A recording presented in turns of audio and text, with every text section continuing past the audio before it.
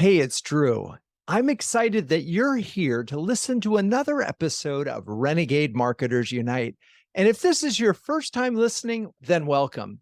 This show is brought to you by CMO Huddles, the only marketing community dedicated to inspiring B2B greatness and that has a logo featuring penguins. Wait, what? Yeah, a group of these curious, adaptable, and problem-solving birds is called a huddle. And the B2B marketers and CMO huddles are all that and more, huddling together to heat up the coldest job in the C-suite. And now that CMO Huddles has 3 membership tiers, we're ready to inspire B2B greatness at all levels. To learn more, check out cmohuddles.com. Now, before we get to the episode, here's a shout out to the professionals at Share Your Genius. We started working with them over a year ago to make this show even better and have been blown away by their strategic and executional prowess. If you're thinking about starting a podcast or want to turbocharge your current show, be sure to talk to Rachel Downey at shareyourgenius.com and tell her Drew sent you. Okay, let's get on with today's episode. Hey, it's Drew, and I'm excited because this is episode 360, and it is another Drew on Drew episode. It's been a while since I did those, but you may remember the last time I did it, it's a bit manic because these are the episodes where I ask and answer the questions that I think are really, really important. And I do my best. And sometimes I'm self-critical. First thing I want to tell you is this episode is 100% human-made. Yet, we are going to be talking about generative AI. Yep, I think it's possible that generative AI is underhyped. I'm sorry, I have to interrupt you. Did you say underhyped? Yes, that is why I want you to pay special attention to this episode, because the opportunities for generative AI and AI in general are really going to blow all of our minds far more than we are really anticipating.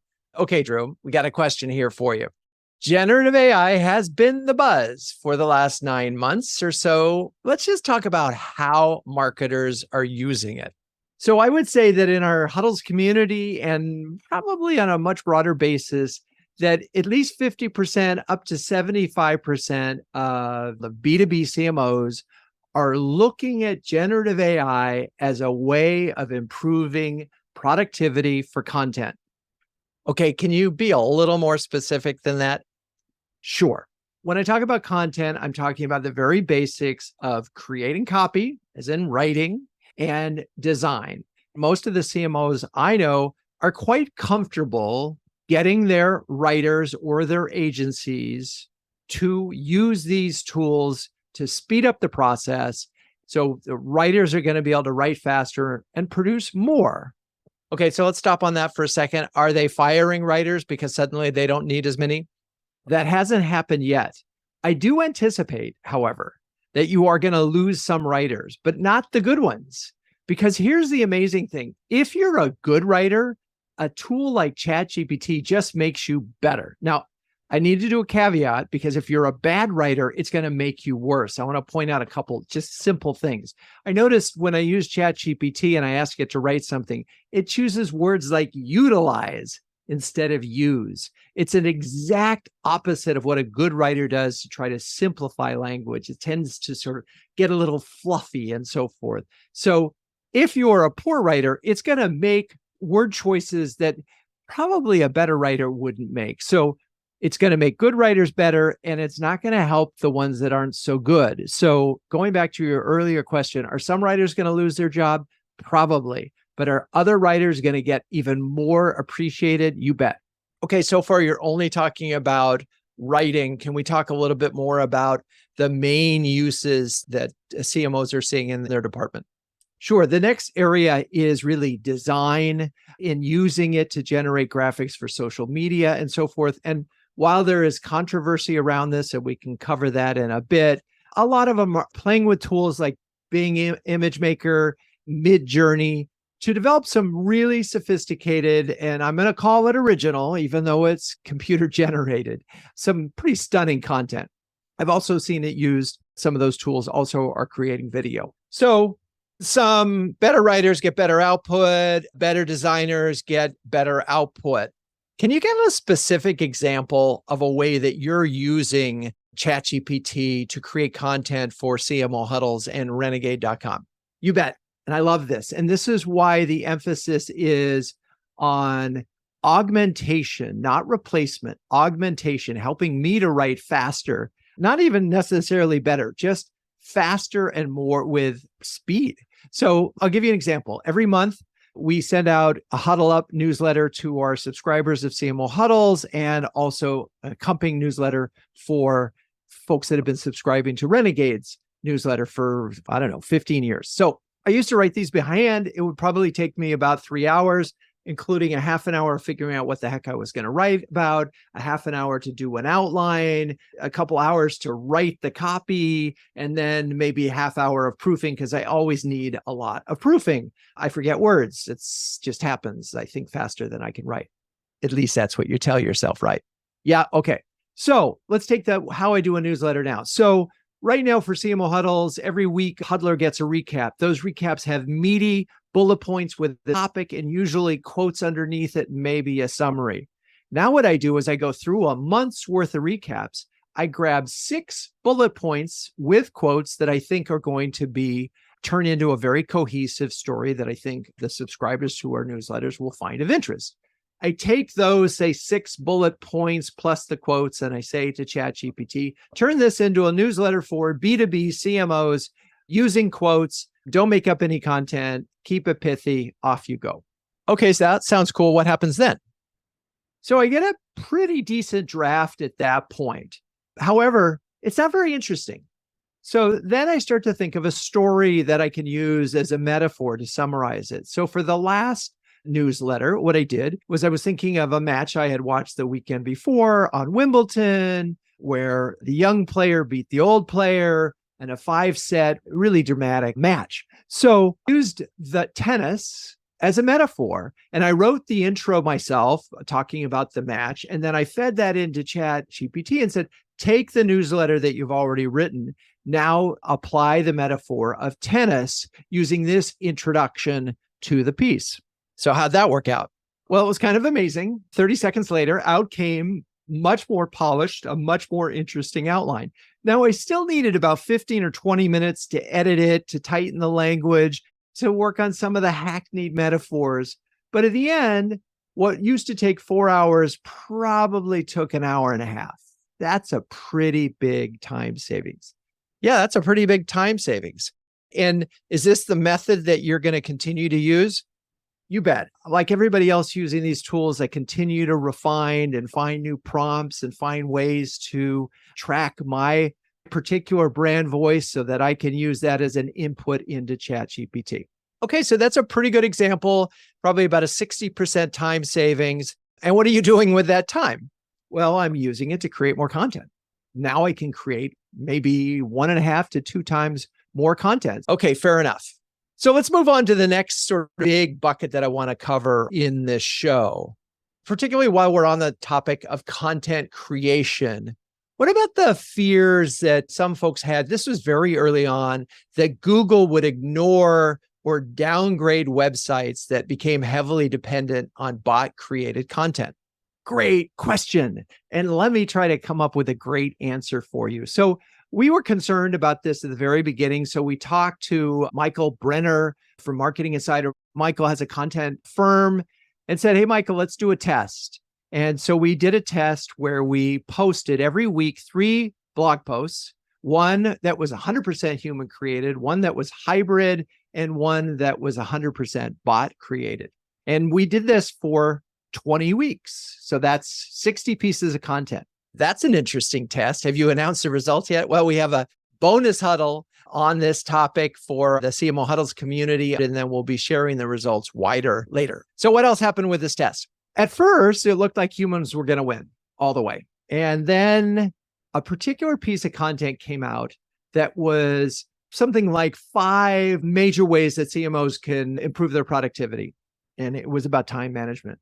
And of course, that topic, that headline, it was a listicle, just seemed to resonate. And while the content was 100% bot created. The headline was human created, and that was the number one performing piece over the 60. In fact, it accounted for almost half of the site traffic generated by all of this content. And the goal, by the way, in measuring this content was how many keywords did it help it? Did it change our rankings? Did it drive organic site traffic as a result of it? So just pausing for a second on this research, any surprises in it? The biggest surprise was that human generated copy did not win outright. The best performing piece of content was one that was generated by a bot. The cumulative best is the hybrid content, which kind of makes sense, right? And that's what I was talking about earlier, is this is about augmentation, not replacement. While you can create 100% bot created content, there's a lot of risks associated with that. And so our recommendation from this test is really to move forward fast with your hybrid approach, where you work with it to create an outline, you fill it with your own thoughts and your own metaphors, but you use the tool to help string words together between your ideas. Okay, really interesting test. Anything else that you want to mention about the test and content creation moving forward? Sure, I do expect a backlash. And I think that some marketers with non-GMOs, they're going to have hashtag human made. I think this is going to be a really interesting area. And I like hashtag human made. The problem that I wrestle with this is I use Grammarly for my emails. So it'll change a word. Sometimes it'll change the structure of a sentence because I missed a word or something like that. Is that still human made? If I have spell check and it changes the spelling, or I had TWO when I should have had TOO, is that human made? So I think there's some fine lines here in terms of the hashtag human made. And I imagine there will be some abuses to it, but I do think it will be a trend. We'll want to know, was it human made or was it computer made? So I think moving forward, that marketers are going to need to think about that. What are some of the other emerging uses for generative AI? You've talked about copy, you've talked about design. What else you got? I did a podcast with Kathy McPhillips of the AI Marketing Institute. She talked about how they used it to dramatically improve the speed at which they were creating emails, dramatically improve the speed at which they were creating podcasts. At every single stage, they were using AI, including for editing. You can expect all sorts of video tools to come up, I think, just in terms of editing, and that's going to happen at a rapid pace, maybe even going through clips and picking takes. There's all sorts of good things that are going to happen with video, particularly if you have your own source material to begin with. Podcast editing, we have already covered. Music, there's all sorts of things going on there. This is an area I can't speak to or don't even want to touch, given rights issues. So let's focus on copy, video, podcasting, email, anything to do with writing. And I think you're going to be in relatively safe ground, although there are 20 to 25% of marketers out there who are not touching these tools because they are afraid of pending lawsuits. I get it. I think that cat's out of the bag. And I feel bad for them because I think they're missing out on a lot of learning that's happening right now. But you've talked about this before. There's a bigger idea here, right? In terms of generative AI, it's got to be more than just creating copy and creating better or faster videos. Yes, you're right. And first, I'm going to quote George Colony of Forrester, who talked about AI is going to change the world. And he described generative AI as taking a massive amount of data and making it accessible to be able to transform it into something else. You know, if you think about ChatGPT, it's a massive amount of language, and then you are able to transform it into anything else you want. On a very simplistic basis, we did that with Becca. And I think I've talked about that on the show before. Becca is a bot that we created with Noah Breyer. Becca sits on top of ChatGPT and includes hundreds of pages of notes from CMO huddles. These are the recaps I mentioned earlier. You can ask Becca, as a B2B CMO, how did you handle this situation or that? And she's amazing. She's really, really, truly scary in terms of her ability to assess a challenge and provide an answer, pull it from the data that we inputted from all the huddles recaps. But this is so much bigger than Becca. You're an insurance company and you have silos and silos of data about your customers and their policies and when they're going to renew and who their beneficiaries are and where their ages are and all of these things that would enable an extraordinary customer experience, the kind of experience, frankly, you're already getting on Amazon.com when you go in there and say, hey, people who like this book also like this book, or you're getting it on Netflix, but that's going to come to everybody. And that's where I think generative AI is going to get so interesting. All right, do you have any other guides in terms of how to be thinking about generative AI from a broader perspective than just content creation? Borrowing liberally, I'm going to quote, I think this is from a McKinsey article, but it was talking about ways that marketers are going to be able to apply generative AI. Number one is know your customers or lose them. And I'm quoting here, use AI technology to tailor customer service experiences and marketing to what users prefer. That's really what I just described. It's the Amazon and Netflix experience brought to bear for everyone. And I think this has huge implications for B2B, not just B2C marketing, B2B. You have an opportunity, so much data, there's third-party data, there's first-party data. Particularly if I've been a customer for a long time, you should be able to help me and serve me better as a result of using these tools. Okay, what's number 2 on that list? So number 2 is the quote, hit your target. Use AI sorting capacities to determine the ideal audience for your offer. I was writing up some notes for a CMO Huddles recap, and one of the huddlers were describing their experience of looking at their total addressable market and expanding their ideal customer profile. And they talked about this taking 6 months, sorting through all sorts of data. And the idea here is we're not trying to narrow it down so our target is so small that there's just only 10 people in it, but we're trying to make it large enough so there's some reach involved, but not so large that we're boiling the ocean. What McKinsey talked about is you ought to be able to do this with AI really, really quickly. And to me, that's pretty exciting because if it takes you 6 months to do that manually, it would be nice if you could do it in a few minutes. See through the hype. Here it is, quote, how to discern what your business needs to choose the most effective AI solution. Don't let the whistles and bangs fool you. One key point on that is you got to get there and use it. And I like to hear when CMOs are using it on their own, even for their own personal things, just play with it and see where it goes wrong.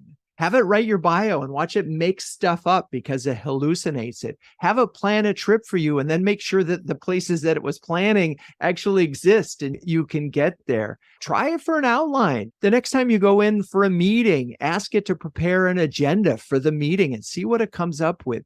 Get used to using these tools, and then you'll get a much better idea of the art of the possible. And the hard part of this is we don't know what's possible. And we got to keep pushing ourselves to remind ourselves to ask questions. What else can it do? 4th point on McKinsey's list, demystify AI.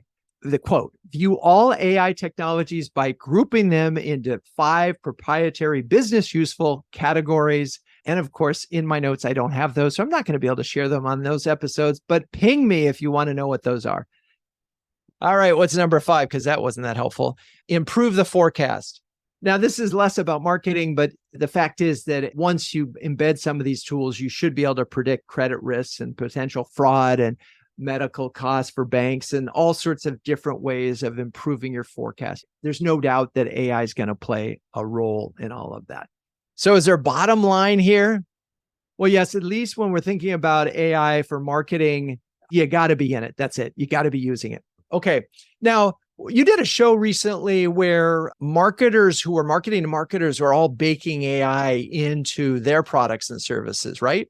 Yeah. And I think that's going to be the interesting sort of race here. There's going to be the independent tools like the OpenAIs and the Midjourneys. And then there's going to be Outlook, which is going to have ChatGPT embedded into it, or PowerPoint, which is going to have Bing image creation embedded into it.